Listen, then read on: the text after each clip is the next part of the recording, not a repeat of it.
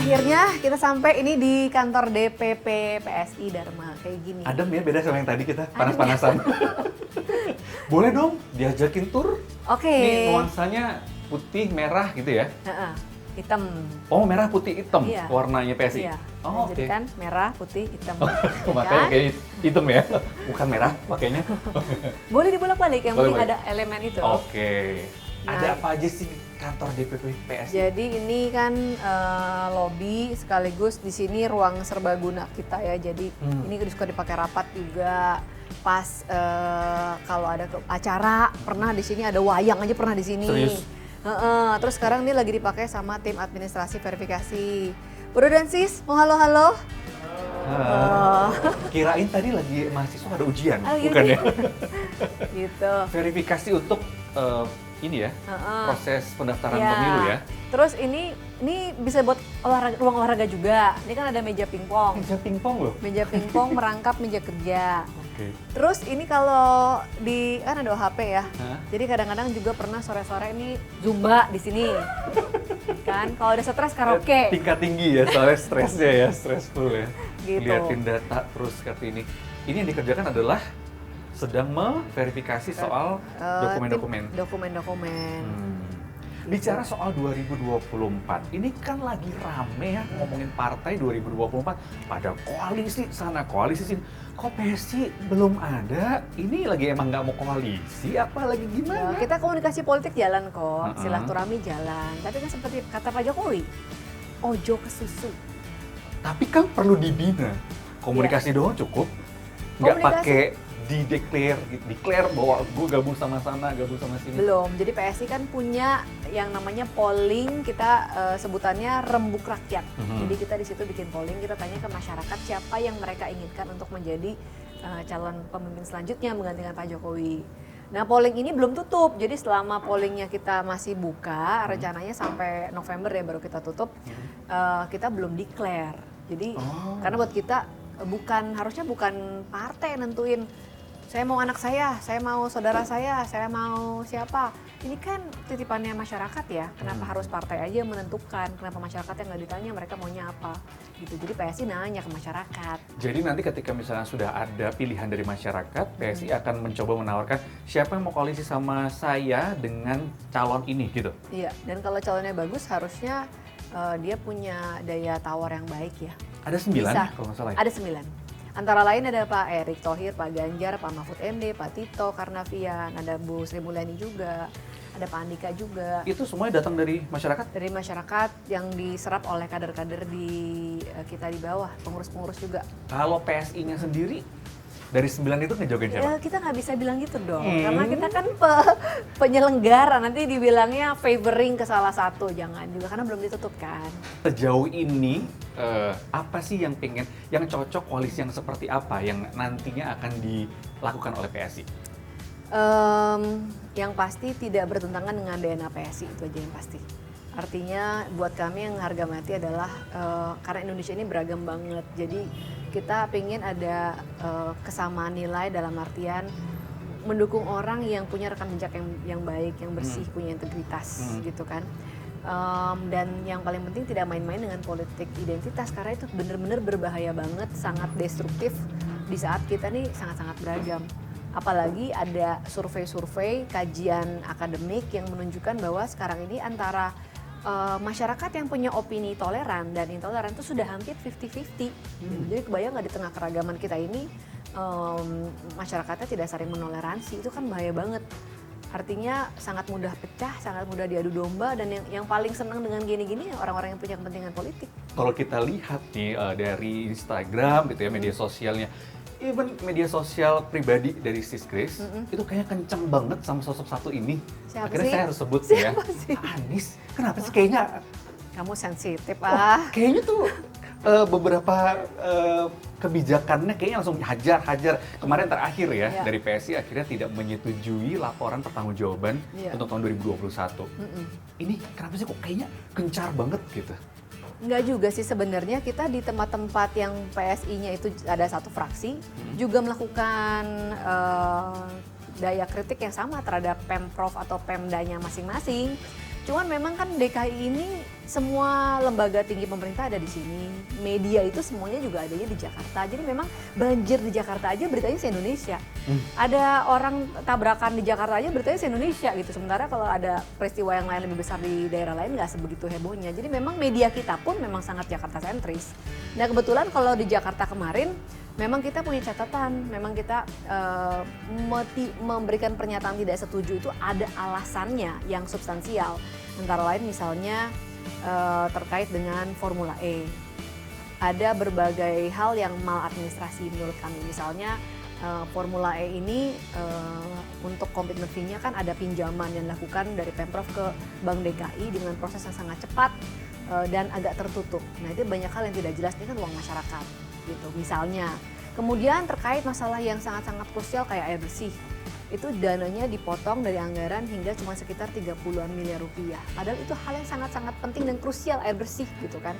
Jadi ada banyak catatan-catatan yang menjadikan dasar buat kita menolak pertanggungjawaban APBD 2021. Jadi bukan karena personalnya sama sekali, bukan perusahaan personal ini. Nggak ada ya urusan personal ya? Sama sekali nggak ada. Ketika akhirnya ditolak, tapi ada plus-plusnya juga dari 5 tahun kepemimpinannya. Pak Anies? Kalau kayak senilainya? Plus-plusnya kita punya halte penyeberangan ya, jembatan penyeberangannya Instagramable. Itu doang plusnya. Kita punya banyak tugu-tugu, tapi gini, kalau kita mau menilai seperti itu, yang menjadi masalah yang paling krusial itu yang harusnya dikerjakan duluan gitu kan. Hal-hal yang sifatnya kosmetik itu bisa kapan-kapan. Kan kita dari kecil belajar ada kebutuhan primer, sekunder, tersier. Yang kita penuhi dulu tuh kebutuhan primer. Kalau punya uang lebih baru sekunder, baru tersier. Yang di DKI dikerjakan yang primer tuh nggak dikerjain. Misalnya kemacetan lalu lintas, udara, sekarang udara buruk sekali. Tahukah Anda kalau kita berolahraga di luar kelamaan itu justru tidak sehat buat badan karena udaranya jelek banget gitu kan. Terus air bersih, soal banjir yang katanya mau normalisasi atau naturalisasi, banyak orang nggak mantau ya, tapi justru anggaran untuk relokasi warga itu justru dihilangkan gitu.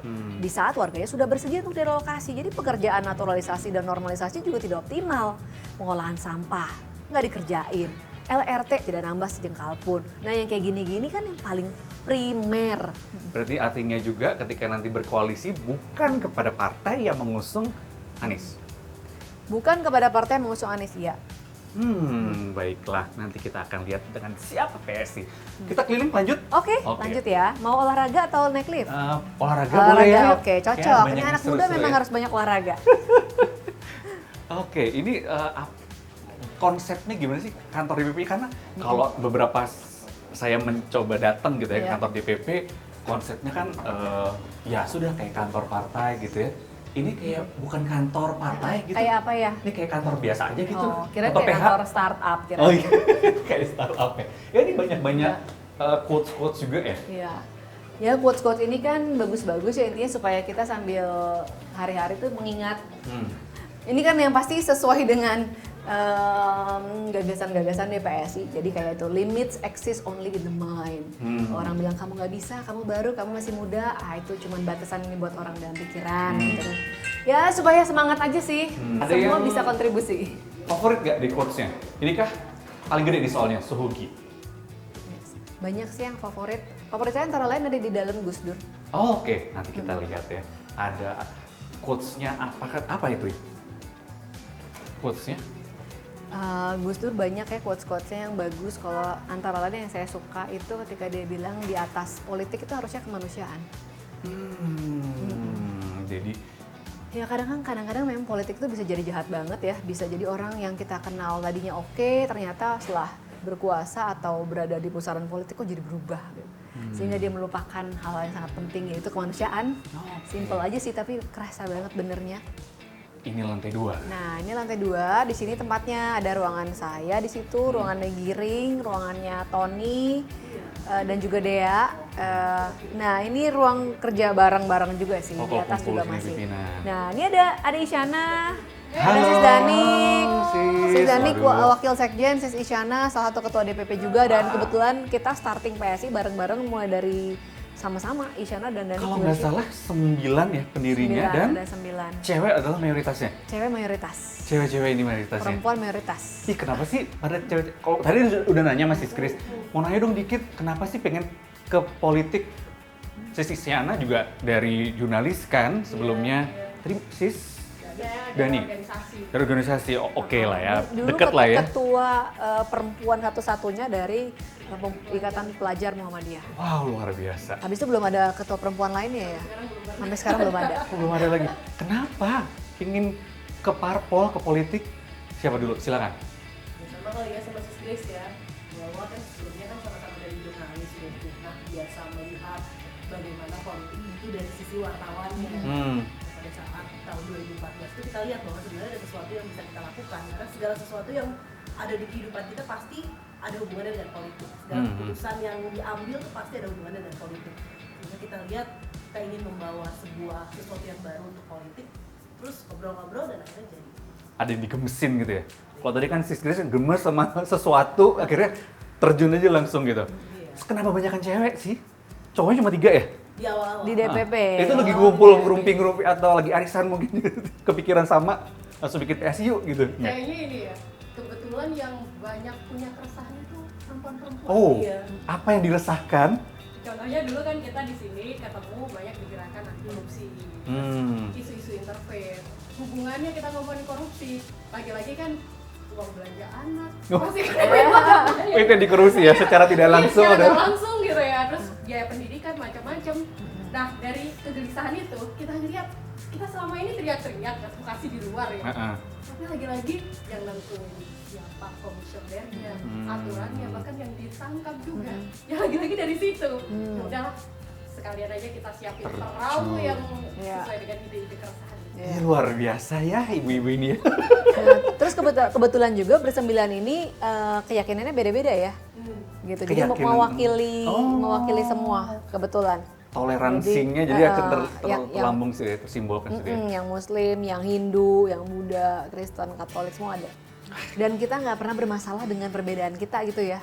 Tidak menjadikan itu jadi satu hal beda gitu nggak ya? Malah asik dan enjoy gitu kan. Jadi makanya tercetuslah namanya solidaritas. Karena di antara kita berbeda semua, tapi nggak ada yang pernah jadi masalah gitu. Dan kita justru sangat solider dan enjoy dengan perbedaan kita gitu. Dan yang paling penting kita semua punya kesamaan nilai-nilai ya. Kita Iya. punya kesamaan nilai-nilai anti korupsi sama anti intoleransi itu ya kita. Gitu. Gemesnya sama. Gemesnya sama. Oke, monggo silakan lanjut Iya. bekerjanya. Kita mau ngobrol lagi sana. Iya. Nah, Oke, Ini adalah? ini ruanganku. Oh. Nggak neko-neko lah. ruang kerja sehari-hari akan bekerja dari sini. Nggak sehari-hari juga sih. Kan sekarang kita bisa kerja dari mana aja. Tapi ini kantor fisiknya di sini. Kantor fisiknya di sini, terus biasa kalau terima tamu juga di sini. Oh, oke. Kalau rapat koordinasi juga kebanyakan di sini, karena kan lumayan di tengah posisinya ya. Iya. Iya. Bicara soal lain, PSI juga ini terkenal dengan yang kontroversi. Kenapa aku bilang kontroversi? Ada beberapa hal. Salah satunya adalah yang cukup ramai waktu itu ketika meneriakan bahwa menentang perda agama. Iya. Kalau waktu itu pakai ini ada perda syariah gitu ya. Ini kenapa sih kok kayaknya justru kayak ini menentang sesuatu yang ya kita tahu ya mayoritas di negara ini adalah yang muslim mungkin, tapi kesannya jadi akhirnya kayak menyerang ke yang mayoritas. Apakah betul memang kesana? Enggak lah, jadi ini mungkin isu yang disalahpahami oleh orang. Yang kami sampaikan itu adalah Indonesia ini beragam.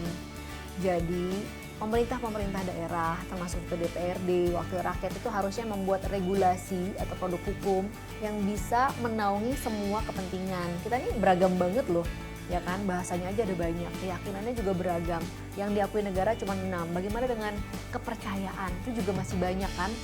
Jadi sebagai sebagai regulator, pembuat kebijakan harusnya berpikir untuk semua stakeholder, jangan hanya untuk stakeholder tertentu aja, apalagi itu menggunakan elemen-elemen tadi politik identitas, karena itu pasti kemudian akan mendiskreditkan kelompok yang lain.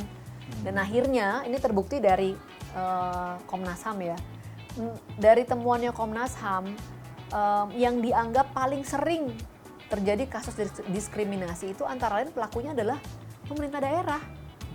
Gitu. Jadi ya mungkin dari regulasi-regulasi yang kemudian menguntungkan hanya pihak tertentu dan mengorbankan pihak yang lain. Padahal kan mereka ini penyelenggara negara. Gitu. Harusnya penyelenggara negara kan menaungi semuanya, jangan cuma sekelompok orang aja. Nah sayangnya memang karena mereka penyelenggara ini kebanyakan adalah politisi yang punya kepentingan jangka pendek. Kadang-kadang mikirnya mau yang gampang aja gitu. Kan kalau mau mikir gimana sih caranya supaya kemiskinan berkurang, gimana sih caranya menekan kematian ibu dan anak, gimana sih caranya menekan stunting, itu kan pertanyaan sulit, ya kan? Pertanyaan sulit yang mungkin gak semua orang pengen capek-capek mikir jawabannya apa, caranya gimana.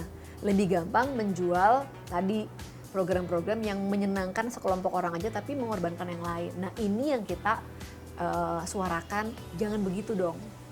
Gitu. Oke. Kita mau jeda dulu, jedanya ini lebih ke ngomonginnya agak main-main dulu lah. Ini ada games, Wah. namanya Apa nih? reality check. Apa? Reality check? Reality check. Jadi ntar ada dua pilihan yang harus pilih salah satunya. Aduh, harus jawab dengan cepat ya. Harus cepat. Ya mikir dikit lah, jangan lama-lama. Oke, siap ya. Oke. Kita mulai reality check. Aduh, deg-degan nih. Kok ada bilang ada game? Kan langsung biar ini. Pilihan pertama, jurnalis atau politisi? Politisi. Nggak mau jadi jurnalis lagi? Karena, bisa kayak karenanya? Ya boleh, Oh. pengen tahu aja, karena katanya dia mau balik lagi kalau ada Ya kan kesempatan. kalau udah pensiun dari politiknya. Oh, gitu. Kalau masih diterima itu juga ya? Jadi sekarang politisi Iya. dulu ya. Oke. Ini agak trik ini. Gelar sebagai News Anchor of the Year atau wanita terseksi? Aduh, News Anchor of the Year aja lah. Ya waktu itu gimana sih rasanya ketika dapat gelar itu gitu? Nggak minta atau gimana sih? Yang terseksi itu. Nah. Enggak lah, itu kayak nomor berapa lah gitu. Kaget sih, seksi dari mana? Coba kan kita kan sebagai jurnalis pakai bajunya kan nggak pernah yang gimana-gimana gitu. Terus ya udahlah saya simpen sih majalahnya nih buat nanti anak cucu ya. Oh, Ternyata dibanggakan buat omanya mereka. pernah loh jadi salah satu yang disebut seksi. Seksi ya, saat itu ya. Oke. Kemudian, anak atau partai? Anak. Anak. Jadi kalau sekarang anak lagi nelfon, lagi tengah-tengah meeting, diangkat dulu. Ih, tergantung lah meeting sama siapa, meetingnya Oh. gimana. Nggak, karena buat anak saya, ya saya satu-satunya mamanya. Sementara kalau partai kan kita kerjanya kolektif. Oke, jadi masih bisa disambung. Masih bisa Buat kita. saling cover gitu kan. Saya sering cover Isyana cover saya, jadi kita enak. Kerjanya ditanggung sama-sama. Next. Anies Baswedan atau Puan Maharani? Waduh! Ya Mbak Puan lah. Oh, Mbak Puan lah. Terakhir, presiden baru atau 3 periode? Presiden baru. Enggak 3 periode. Enggak lah. Sudah cukup. Kan kita ikut konstitusi. Konstitusi kan maksimal 2 periode. Oke. Gimana? Sudah, itu cuma 5 aja, nggak ada lagi kok. Nggak ada lagi ya? Sudah bisa tenang. Terima kasih sudah Makasih boleh ngobrol. udah nemenin saya dari pagi. Olahraga, makan, makan. sama tur. Tuh. Sukses terus Iya. untuk PSI-nya, sukses terus juga untuk karir dan juga keluarga. Sampai ketemu kawan-kawan ya. Makasih. Terima kasih. Makasih. Itu tadi obrolan singkat saya dengan Grace Natali, Sis Grace. Kita cukupkan point of view kali ini. Selamat siang, TV.